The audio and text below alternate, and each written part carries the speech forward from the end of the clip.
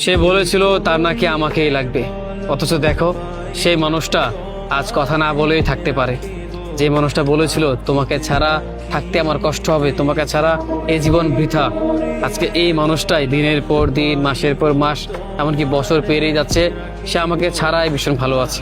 অথচ এই মানুষটা একটা সময় বলতো তোমাকে ছাড়া এই জীবন অসম্পূর্ণ থেকে যাবে, অথচ আমাকে ছাড়াই এখন তার জীবন পরিপূর্ণ।